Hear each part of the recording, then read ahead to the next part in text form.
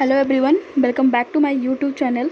My name is Vatika Singh और आज के इस वीडियो में हम जानेंगे कि नागरिक शास्त्र सिविक्स में लेसन प्लान पाठ्य योजना बनाने के लिए हम कौन कौन से स्टेप फॉलो करते हैं और हम कैसे लेसन प्लान पाठ्य योजना बना सकते हैं।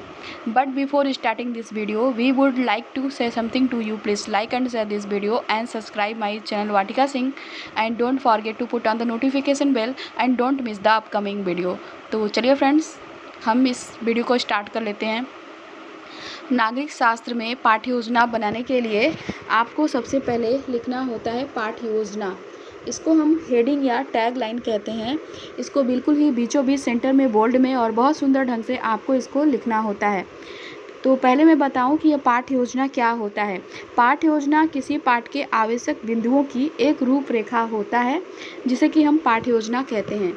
उसके बाद आप लिखते हैं विद्यालय का नाम। आप जिस भी विद्यालय से अपना बीएड, बीटीसी, डीएड कर रहे होते हैं, उस विद्यालय का आपको यहाँ पे नाम लिखना होता है। उसके बाद आप लिखते हो दिनांक। जिस भी डेट को आप अपनी पाठ्य योजना बनाते हो, उस डेट को आपको यहाँ पे दिनांक में लिखना होता है। उसके बाद आप लिखते हो विषय। जिस भी विषय में आप अपनी पाठ्य योजना बनाते हैं, उस विषय को आपको विषय में लिखना होता है। उसके बाद आप लिखते हो चक्र।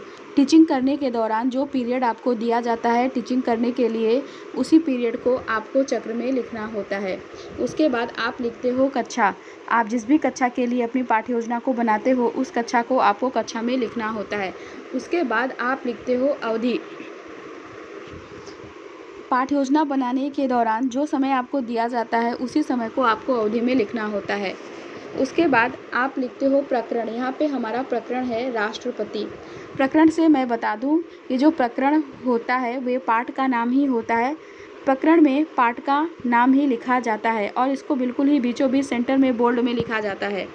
उसके बाद आप लिखते हो सामान्य उद्देश्य। तो पहले मैं बता दूँ कि यह सामान्य उद्देश्य क्या होता है। ये जो सामान्य उद्देश्य होता है, जो विषय आप बच्चों को पढ़ाने जा रहे हैं, उस विषय से बच्चा क्या सीखेगा, उसे सामान्य उद्देश्य में लिखा जाता है और हम उसे सामान्य उद्देश्य कहते हैं। और एक इम्पॉर्टेंट जानकारी मैं आपको यहाँ पे देना चाहूँगी कि जैसे कि आप नागरिक शास्त्र की 20 से 25 पाठ्य योजना बना रहे हैं, तो आप अपने नागरिक शास्त्र के 20 से 25 पाठ्य योजना में यही सामान्य उद्देश्य आप बार बार लिख सकते हैं। सामान्य उद्देश्य में आपको अपने विषय से रिलेटेड लगभग 5, 6, 7 पॉइंट्स लिखने होते हैं। तो यहाँ पे सामान्य उद्देश्य में हमारा पहला पॉइंट्स है छात्रों को नागरिक शास्त्र के विषय के प्रति रुचि जागृत करके राष्ट्रपति के बारे में जानकारी देना। दूसरा हमारा यहाँ पे सामान्य उद्देश्य में दूसरा पॉइंट्स है छात्रों में राष्ट्रपति के प्रति विधेयात्मक अभिवृत्ति विकसित हो सके।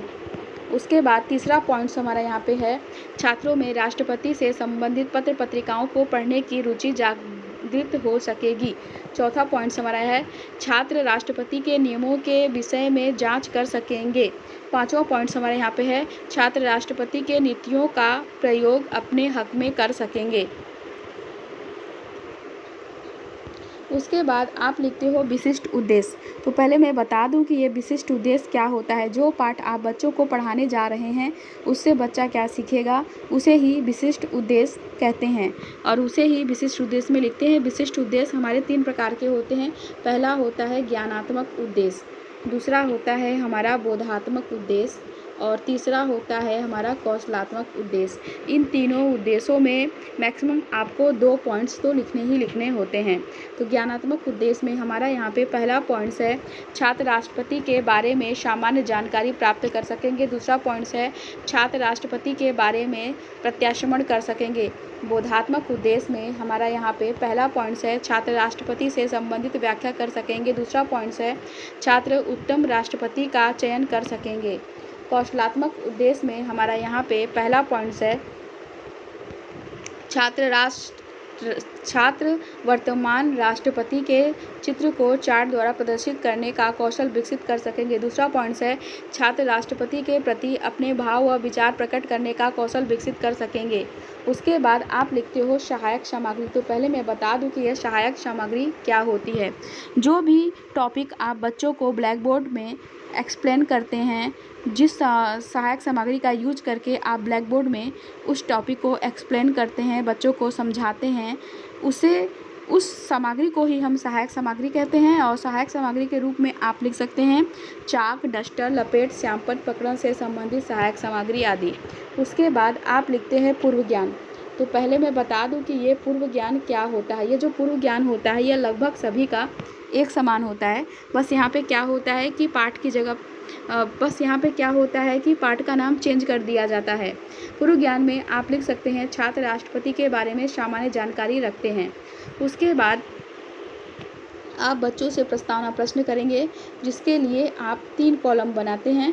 पहला कॉलम तो आप बनाते हैं क्रम संख्या का कॉलम, जिसमें कि आप छात्रों से पूछे जाने वाले क्वेश्चन के क्रम को लिखते हैं। दूसरा कॉलम जो है कि आप बनाते हैं छात्राध्यापिका क्रियाओं का कॉलम, जिसमें कि छात्रों से आप प्रश्न पूछते हैं। तीसरा और लास्ट कॉलम जो है कि आप बनाते हैं छात्र छात्रा अनुक्रिया का कॉलम, जिसमें कि छात्र आपके पूछे जाने वाले क्वेश्चन के आंसर को देते हैं। तो यहाँ पे पहला क्वेश्चन हमारा छात्रों से है, हमारे देश का क्या नाम है? तो छात्र आंसर देते हैं हमारे देश का नाम भारत है। दूसरा क्वेश्चन हमारा यहाँ पे छात्रों से है, भारत की राजधानी कहाँ है? तो छात्र आंसर देते हैं भारत की राजधानी नई दिल्ली में है। तीसरा क्वेश्चन हमारा यहाँ पे छात्रों से है, नई दिल्ली में भारत का सर्वोच्च सदन कौन सा है? तो छात्र आंसर देते हैं नई दिल्ली में भारत का सर्वोच्च सदन संसद है। चौथा क्वेश्चन हमारा यहाँ पे छात्रों से है, संसद किससे मिलकर बनती है? तो छात्र आंसर देते हैं संसद लोकसभा, राज्यसभा तथा राष्ट्रपति से मिलकर बनती है। पांचवा क्वेश्चन हमारा यहाँ पे छात्रों से है, राष्ट्रपति के बारे में आप क्या जानते हैं? तो छात्र आंसर देते हैं समस्यात्मक प्रश्न। इसका मतलब यह है कि पांचवें क्वेश्चन का आंसर छात्रों को नहीं पता है। उसके बाद आप लिखते हैं उद्देश्य कथन। उद्देश्य कथन में आप एक लाइन लिख सकते हैं, बच्चों आज हम राष्ट्रपति के बारे में अध्ययन करेंगे। उसके बाद आप लिखते हैं प्रस्तुतिकरण। प्रस्तुतिकरण में आप लिख सकते हैं, अध्ययन अध्यापन की सुविधा की दृष्टि से पाठ को 2 पार्ट्स में डिवाइड किया जाता है। उसके बाद आप व्याख्या करेंगे, जिसके लिए 4 कॉलम आप बनाएंगे। पहला कॉलम तो आप बना देंगे शिक्षण बिंदु का कॉलम, जिसमें कि आप व्याख्या करने वाले टॉपिक का नाम लिखेंगे। दूसरा कॉलम जो है कि आप बनाते हैं छात्राध्यापिका क्रियाओं का कॉलम, जिसमें कि आप व्याख्या करेंगे। तीसरा कॉलम जो है कि आप बनाते हैं छात्र क्रियाओं का कॉलम, जिसमें कि आप लिखेंगे छात्र ध्यानपूर्वक व्याख्या को सुनेंगे। चौथा और लास्ट कॉलम जो है कि आप बनाते हैं श्यामपट्ट कार्य का कॉलम, जिसमें कि आप व्याख्या करने के बाद मुख्य पॉइंट्स को लिखेंगे। तो अब हम व्याख्या कर लेते हैं।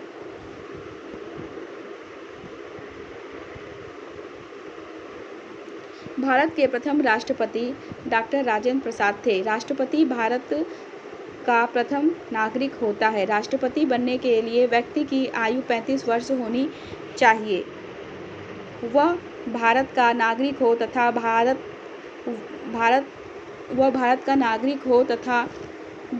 व सरकारी या किसी लाभ के पद पर न हो। राष्ट्रपति राज्यों के विधायकों और संसदों द्वारा चुना जाता है। राष्ट्रपति का कार्यकाल 5 वर्ष का होता है। राष्ट्रपति बनने के बाद वह संसद का सदस्य नहीं रह सकता है।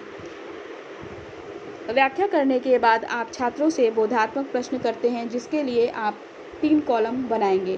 पहला कॉलम तो आप बनाते हैं बोधात्मक प्रश्न का कॉलम, जिसमें कि आप छात्रों से पूछे जाने वाले क्वेश्चन के क्रम को लिखते हैं। दूसरा कॉलम जो है कि आप बनाते हैं अध्यापिका क्रियाओं कॉलम, जिसमें कि आप छात्रों से प्रश्न पूछते हैं। तीसरा और लास्ट कॉलम जो है कि आप बनाते हैं छात्र छात्रा अनुक्रिया का कॉलम, जिसमें कि छात्र आपके पूछे जाने वाले क्वेश्चन के आंसर को देते हैं। पहला क्वेश्चन हमारा यहाँ पे छात्रों से है, देश का प्रथम नागरिक कौन होता है? तो छात्र आंसर देते हैं देश का प्रथम नागरिक राष्ट्रपति होता है। दूसरा क्वेश्चन हमारा यहाँ पे छात्रों से है, राष्ट्रपति का कार्यकाल कितने वर्ष का होता है? तो छात्र आंसर देते हैं राष्ट्रपति का कार्यकाल 5 वर्ष का होता है। उसके बाद बोधात्मक प्रश्न करने के बाद आप फिर से व्याख्या करते हैं, जिसके लिए फिर से आप 4 कॉलम बनाएंगे। पहला कॉलम आप बनाएंगे शिक्षण बिंदु का कॉलम। इस कॉलम में आप व्याख्या करने वाले तथ्यों का नाम लिखेंगे। दूसरा कॉलम जो है कि आप बनाते हैं छात्राध्यापक क्रियाओं कॉलम, जिसमें कि आप व्याख्या करेंगे।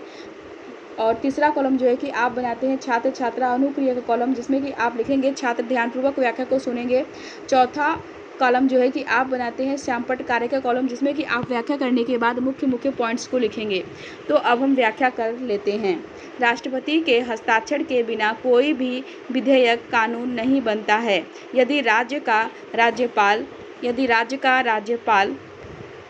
कोई विधेयक राष्ट्रपति के हस्ताक्षर के लिए भेजता है तो राष्ट्रपति इसके लिए स्वतंत्र है कि उस पर हस्ताक्षर करके या ना करके उसे कानून बनाने से रोक दे। राष्ट्रपति प्रधानमंत्री की सुझाव पर ही मंत्रिपरिषद के सदस्यों की नियुक्ति करता है। राष्ट्रपति राज्यों के राज्यपालों, सर्वोच्च न्यायालय और उच्च न्यायालयों के न्यायाधीशों, चुनाव आयोग के सदस्यों आदि की नियुक्ति करता है। यदि किसी व्यक्ति को फांसी की सजा दे दी गई हो तो राष्ट्रपति उसे माफ़ कर सकता है। व्याख्या करने के बाद आप छात्रों से फिर से बोधात्मक प्रश्न करते हैं, जिसके लिए आप 3 कॉलम बनाएंगे। पहला कॉलम तो आप बनाएंगे बोधात्मक प्रश्न का कॉलम, जिसमें कि आप छात्रों से पूछे जाने वाले क्वेश्चन के क्रम को लिखेंगे। दूसरा कॉलम जो है कि आप बनाते हैं अध्यापिका क्रियाओं कॉलम, जिसमें कि आप छात्रों से प्रश्न पूछेंगे। तीसरा और लास्ट कॉलम जो है कि आप बनाते हैं छात्र छात्रा अनुक्रिया का कॉलम, जिसमें कि छात्र आपके पूछे जाने वाले क्वेश्चन के आंसर को देंगे। तो यहाँ पे हमारा पहला क्वेश्चन छात्रों से है, किसी विधेयक पर अंतिम हस्ताक्षर किसके होते हैं? तो छात्र आंसर देते हैं राष्ट्रपति के होते हैं। दूसरा क्वेश्चन हमारा यहाँ पे छात्रों से है, प्रधानमंत्री की नियुक्ति कौन करता है? तो छात्र आंसर देते हैं राष्ट्रपति करता है। उसके बाद आप छात्रों को गृहकार्य देते हैं। गृहकार्य के रूप में आप छात्रों को दे सकते हैं, बच्चों आप सब राष्ट्रपति बनने के लिए क्या योग्यता होनी चाहिए और राष्ट्रपति के कार्य के बारे में पढ़कर आइएगा। इस तरह से आप छात्रों को गृहकार्य दे सकते हैं। इस तरह से आप सिविक्स नागरिक शास्त्र में पाठ्य योजना लेसन प्लान आसानी से बना सकते हैं। तो हम आपसे फिर से मिलते हैं अपने नेक्स्ट वीडियो में। Thank you for watching my video and subscribe my channel. आपको पाठ्य योजना में अगर कोई दिक्कत होती है, कोई क्वेश्चन आपके मन में हो या कोई भी क्वेश्चन आपको मुझसे पूछना हो तो आप कमेंट सेक्शन में मुझसे क्वेश्चन पूछ सकते हैं और मैं आपके पूछे गए क्वेश्चन के आंसर को दूंगी।